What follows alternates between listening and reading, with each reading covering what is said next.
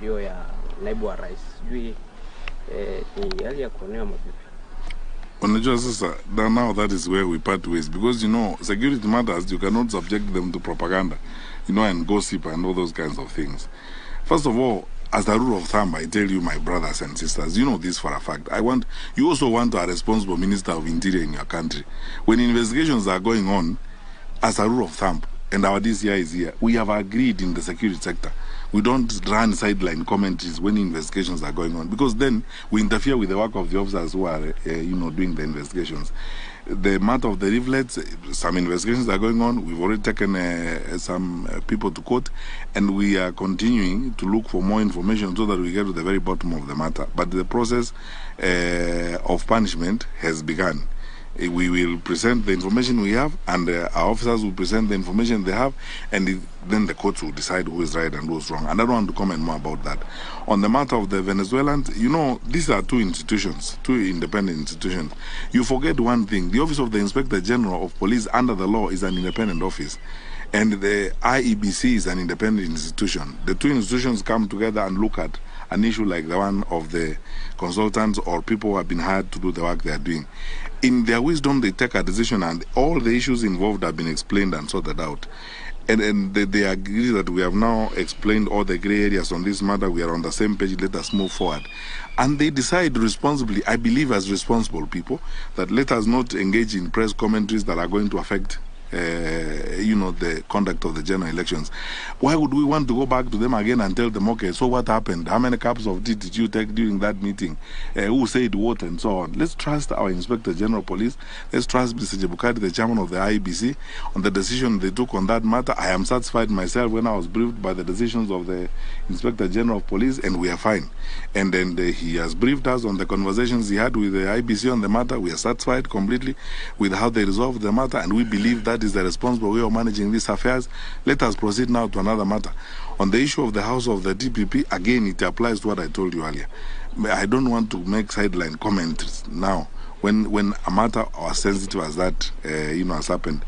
Now, you already have jumped to conclusions before investigations are done. Now, my brother, if we go that way, we will hurt ourselves.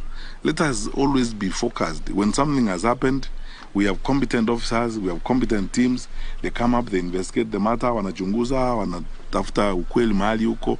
Kama kuna ushahidi wa kutosha, mambo fulani yamefanyika, wahusika wanapatikana, alafu wanapelekwa kotini. Tunataka kufuata sheria na tunataka kuishi kisheria vile tunatakiwa kuishi. Sawa? One last question perhaps. Oh. Bwana Waziri, I'm Bruhan Makom from Petrol. You're on record telling chiefs that they must follow the direction that the president has given. And you've also been publicly campaigning for Odinga. Don't you think, as a high-ranking official, don't you think this amounts to pressuring officials to pick a side? No, I will explain. And those are two different issues. And thank you for asking me the question.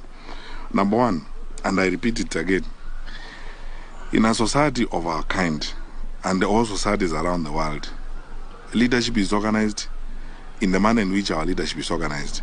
Can you imagine a case where the president says one thing and the minister says another and the inspector general says another?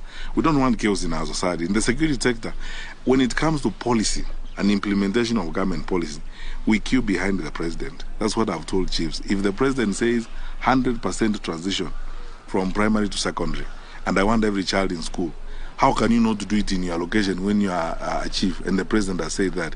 If the president has committed himself, even at the UN, on goals that we must meet on this FGM thing, how can you tell me as a chief that you're not going to go around the villages to fight FGM, because that is what the president has said and that is what national government has committed itself to? So this is what we must do, and I will repeat it again. Now and any time in my life, even when I am not Minister for Interior, I would wish that the next Minister of Interior also lives that way. Organizes the national government infrastructure to queue behind the president and national policy. That is how we manage the country. Because imagine a case where the president says, we are going to work with the Minister of Education to fight examination cheating. Then tomorrow the chiefs say, no, us, we are not going to do that kind of thing.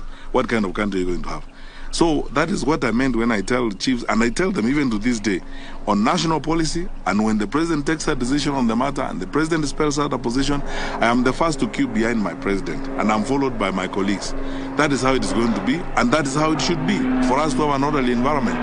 On the question of elections and campaigns, let's